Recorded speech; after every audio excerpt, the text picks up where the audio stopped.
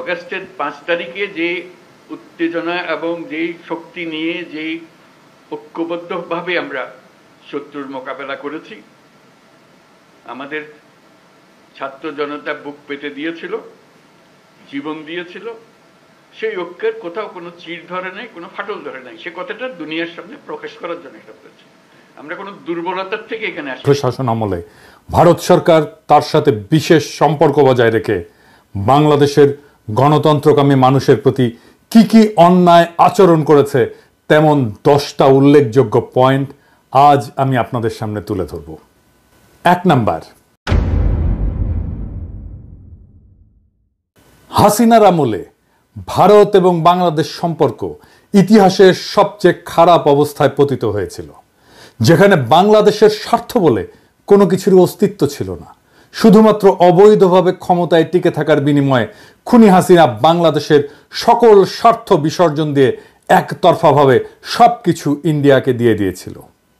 2 number, বাংলাদেশের জাতীয় সংসদের নির্বাচন সহ সকল ধরনের স্থানীয় সরকার নির্বাচন ব্যবস্থা ধ্বংস করে শেখ হাসিনা ভয়ঙ্কর স্বৈরতান্ত্রিক একদলীয় ফ্যাসিস্ট শাসন ব্যবস্থা চালু করেছিল। সেই ব্যবস্থাকে ইন্ডিয়া প্রতিবেশী দেশের আভ্যন্তরীণ বিষয় বলে প্রশ্রয় দিয়েছে এবং গণতান্ত্রিক এবং মুক্ত বিশ্বকে এমন অপরাধমূলক আচরণের বিরুদ্ধে কথা বলতে এবং প্রশ্ন তুলতে বাধা দিয়েছে। মহিলাদের নেতা শুভেন্দু অধিকারী, জঞ্জালদের নেতা শুভেন্দু অধিকারী। আসলে শুভেন্দু অধিকারীকে হিন্দু ভাবাটাই অপরাধ। ভুয়ো হিন্দু, মিথ্যা হিন্দু, হিন্দুদের কলঙ্ক, হিন্দুদের লজ্জা। শুভেন্দু অধিকারী কখনোই হিন্দু নন। এই বাংলাদেশের হিন্দু নিপীড়ন নিয়ে এই ভারতে বিজেপি রাজনীতি করছেন, হিন্দু মুসলমানের বিভাজন করছেন, বিভাজন করে টিকে থাকার চেষ্টা করছেন। মানুষ বুঝে গেছেন যে হিন্দুর কোলে মুসলমান সুরক্ষিত আর মুসলমানের কোলে হিন্দুরা সুরক্ষিত। বিজেপি চাইলে বাংলাদেশে কালকেই অশান্তি বন্ধ হয়ে যাবে, কিন্তু বিজেপি চাইবে না, কারণ বাংলাদেশের শান্তি ফিরে গেলে বিজেপি এখান থেকে একদম ধুয়ে মুছে সাফ হয়ে যাবে। রাজনৈতিক দলগুলোর সাথে বৈঠকে ভারতের অপপ্রচারের বিরুদ্ধে সবাইকে ঐক্যবদ্ধ থাকার আহ্বান জানিয়েছেন প্রধান উপদেষ্টা। করণীয় ঠিক করতে সবার পরামর্শ চেয়েছেন তিনি।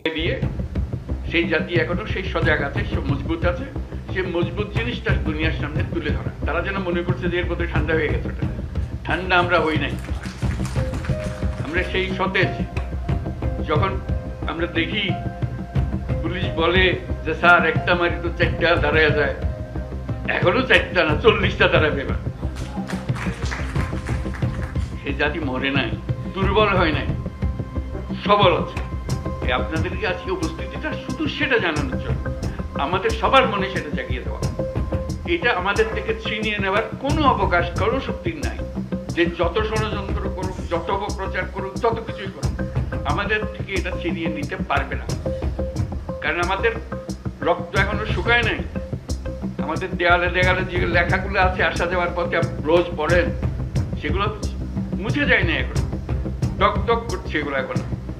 সেটা আমাদের বুকেও টক করছে। কাজে আমরা সেই শক্তিমান জাতি, আমরা লড়াই করব। আমরা শুধু হাস্যকর যে প্রচেষ্টাগুলো হচ্ছে সেগুলো তুলে ধরার জন্য আপনাদেরকে আহ্বান জানিয়েছে। আপনাদের মনে কোনো প্রশ্ন ছিল কিনা, আপনারা সুন্দরভাবে সেগুলো তুলে ধরেছেন। আমরা নানা মত, নানা পথ, এগুলো থাকবেই, এটা যে কোনো জাতির মধ্যে থাকবে, কিন্তু এই বিষয়ে কোনো রকমের মতভেদ আমাদের নেই। যেভাবে আপনারা এই 5ই আগস্টের পর থেকে একত্র হয়ে চলেছেন, সেই একতা এখনো ঐক্য, সেই মজবুত ঐক্য রয়ে গেছে এবং থাকবে। সেটা আমরা জনগণকে জানিয়ে দিলাম আজকে, সবাইকে যেন জানে। সবার মনে আবার সন্দেহ আসছে কি হচ্ছে জানি না, এটা একত্র হয়ে বসাতে এই ছবিটা শুধু যদি দেখে মানুষের মনে আবার ভরসা থাকবে।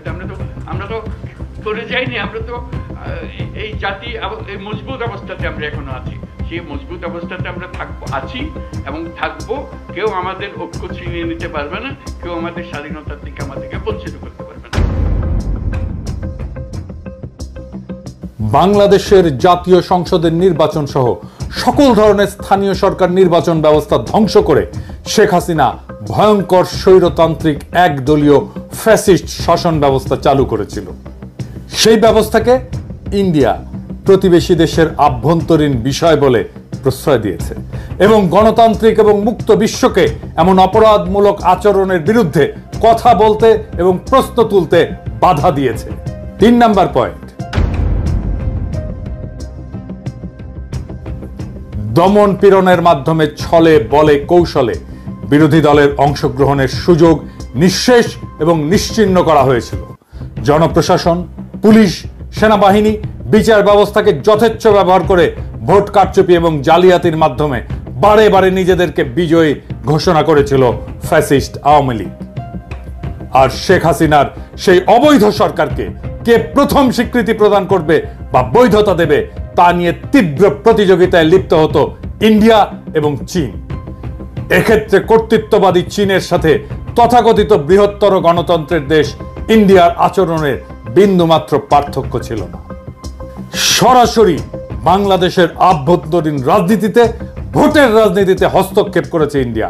অসংখ্য উদাহরণ আছে। 4 নাম্বার পয়েন্ট, বাংলাদেশের সংখ্যাগরিষ্ঠ মানুষের উপরে খুনি হাসিনার শাসনামলে ব্যাপক মানবাধিকার লঙ্ঘনের পক্ষে রাজনৈতিক সমর্থন জুগিয়েছে। বিশ্ব পরিমণ্ডলে অপরাধীর পক্ষে দাঁড়িয়েছে ভারত রাষ্ট্র। এর বিরুদ্ধে প্রতিবাদ করেছে, বিশ্ববিবেক জাগ্রত করার চেষ্টা করেছে আন্তর্জাতিক মানবাধিকার সংস্থাগুলো, যেমন Asian human rights commission, amnesty international, human rights watch, FIDH আর RFK হিউম্যান রাইটস ফাউন্ডেশন। বিরোধী দলগুলো এবং রাজনৈতিক ভিন্ন মতাবলম্বীদের দমন করতে এমন হাজার হাজার নেতাকর্মীদের বিরুদ্ধে মিথ্যা মামলা মোকদ্দমা দিয়ে তাদেরকে নিষ্ক্রিয় করা হতো। শুধু তাই না, গ্রেপ্তারকৃত বিরোধী নেতাকর্মীরা হেফাজতে নির্যাতনের শিকার হতেন। অনেকে কারাগারে চিকিৎসার অভাবে এবং নির্যাতনে মারা গেছে। বিরোধী দলীয় সমাবেশ এবং আন্দোলনের উপরে সরকার সমর্থিত বাহিনী নিয়মিতভাবেই সংঘবদ্ধ হামলা করেছে এবং সকল ক্ষেত্রেই এইসব অপরাধীরা বিচার থেকে রেহাই পেয়েছে। আইন শৃঙ্খলা বাহিনী, বিশেষ করে র্যাব এবং পুলিশ অজস্র বিচার বহির্ভূত হত্যাকাণ্ড ঘটিয়েছে। ক্রসফায়ার বা বন্দুকযুদ্ধ নামের ঘটনাগুলোতে বহু বিরোধী দলের নেতা কর্মী প্রাণ হারিয়েছে। বিরোধী দলের নেতাকর্মী, সাংবাদিক, নাগরিক সমাজের অজস্র নেতাকর্মীদের গুম করা হয়েছে এবং এই কাজে নীরব সমর্থন জানিয়েছে সব সময় ভারত রাষ্ট্র। 5 নাম্বার পয়েন্ট, সাংবাদিক এবং মানবাধিকার কর্মীদের উপরে ডিজিটাল সিকিউরিটি অ্যাক্ট ব্যবহার করে হয়রানি এবং গ্রেপ্তারের ঘটনা অহরহই ঘটেছে। মুক্ত সাংবাদিকতা এবং মত প্রকাশের স্বাধীনতাকে কঠোরভাবে দমন করা হয়েছে। সরকারের বিরুদ্ধে সমালোচনা করা ব্যক্তিদেরকে গ্রেপ্তার করা, আটককৃতদের নির্যাতনের শিকার হওয়ার ঘটনা ছিল নিত্য নৈমিত্তিক বিষয় এবং অসংখ্য মানুষকে দেশ ছাড়া করা হয়েছে। মানবাধিকার রক্ষা করতে চাওয়া ব্যক্তি এবং সংস্থাগুলোকে নিয়মিত হুমকি, নজরদারি এবং প্রশাসনিক হয়রানির মুখোমুখি হতে হয়েছে। মানবাধিকার সংস্থা অধিকারকে বন্ধ করে দেওয়া হয়েছে।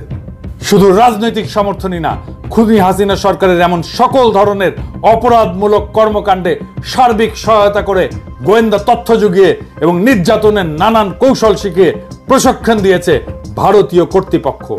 এখনো বাংলাদেশের বাহিনীগুলোর মধ্যে ভারতীয় অফিসারেরা প্রশিক্ষক হিসেবে আছে বলে অসমর্থিত সূত্রে জানা যাচ্ছে। অন্তত 2 জনের পার্টিকুলার আমি পেয়েছি, ভেরিফাই করছি। বাংলাদেশের রাজনৈতিক কর্মী, রাজনৈতিক নেতা, এমনকি বাংলাদেশের আদালতের সাক্ষ্যকে আদালতের সামনে থেকে ছিনতাই করে গুম করে নিয়ে তাদেরকে ভারতে পাচার করা হয়েছে। বিএনপি নেতা সালাউদ্দিন সাহেবকে বাসা থেকে গ্রেপ্তারের পরে তাকে ভারতের সিমলায় পাওয়া যায়। মৌলানা সাইদির মামলায় আদালতের সামনে থেকে সাক্ষীকে ছিনতাই করে তাকে ভারতের জেলে ঢোকানো হয়। 6 নাম্বার পয়েন্ট, ফারাক্কা চুক্তি মোতাবেক বাংলাদেশকে যে পরিমাণে পানি দেওয়ার কথা সেই পানি পাওয়া যায়নি। শুধু তাই না, তিস্তা সহ একটা নদীরও পানি চুক্তি সম্পন্ন করা হয়নি। ইন্ডিয়া থেকে আসা সব কয়টি অভিন্ন আন্তর্জাতিক নদীতে বাঁধ দিয়ে পানি প্রবাহ আটকে ফেলেছে ভারত। সেদেশের অভ্যন্তরে বাঁধ নির্মাণের ফলে বাংলাদেশের নদীগুলো সব গেছে মরে। নদী আমাদের প্রাণ, আমাদের প্রধান যোগাযোগের মাধ্যম, জীবিকা আর প্রোটিনের উৎস, সেইটা পুরোপুরি ধ্বংস করে দিয়েছে ভারত, যা বাংলাদেশের জনগণের মধ্যে তীব্র অসন্তোষ তৈরি করেছে। 7 নাম্বার পয়েন্ট, নানা ধরনের ছলচাতুরি করে ট্যারিফ বসিয়ে ভারতের বাজারে বাংলাদেশি পণ্য ঢুকতে বাধা সৃষ্টি করেছে, আর উল্টো দিকে বাংলাদেশের বাজার ভারতীয় পণ্য দিয়ে সয়লাভ করে দিয়েছে। ফলে দুই দেশের বাণিজ্যে ভারসাম্যহীনতা দীর্ঘদিন ধরে বিদ্যমান, যা বাংলাদেশে অর্থনৈতিক অসন্তোষ সৃষ্টি করেছে। 8 নাম্বার পয়েন্ট,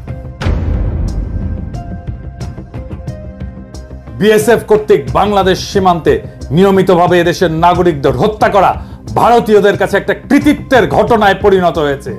খুনি হাসিনা নিজে, তার স্বরাষ্ট্র সহ অন্যান্য মন্ত্রীরা, এমনকি ডিজি সহ বিজেপির শীর্ষ কর্মকর্তারা এই জন্যে নিহত এবং আহতদের দায়ী করতেন।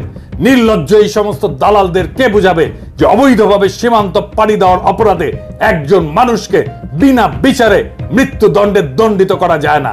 ইন্ডিয়ার এমন সকল ভয়াবহ অমানবিক আচরণ তাদের প্রতি বাংলাদেশের মানুষের ঘৃণা আকাশ স্পর্শী করেছে এবং প্রতিরোধের স্পৃহা গড়ে উঠেছে। তাদের আসাম রাজ্যের এনআরসি কার্যক্রম শেষে ভারত সরকার খুবই অন্যায্য এবং অন্যায়ভাবে সেখানে বাংলাদেশ থেকে অভিবাসী যাওয়ার অভিযোগ তুলে দোষারোপ এবং চাপ সৃষ্টি করেছে। শুধু তাই না, বিজেপির প্রধান নেতা অমিত শাহ বাংলাদেশিদেরকে উই পোকার সাথে তুলনা করেছে এবং বাংলাদেশিদেরকে উল্টো করে ঝুলিয়ে রাখার কথা বলেছে। 9 নাম্বার পয়েন্ট, শুরু থেকেই ইন্ডিয়া রোহিঙ্গা গণহত্যাকারীদের পক্ষ অবলম্বন করেছে। একজন রোহিঙ্গা শরণার্থীকে তারা ভারতীয় সীমানায় ঢুকতে বা আশ্রয় নিতে দেয়নি এবং রোহিঙ্গাদের খালি করে দেওয়ার পরে ওই জায়গায় গিয়ে ভারত তার সমস্ত ব্যবসাপাতি নিয়ে বসিয়েছে। ব্যবসা বাণিজ্য চলছে তুমুলভাবে। রোহিঙ্গা সমস্যায় ভারত সবসময় মায়ানমারের পক্ষে এবং বাংলাদেশ বিরোধী বৈরী ভূমিকায় অবতীর্ণ হয়েছে।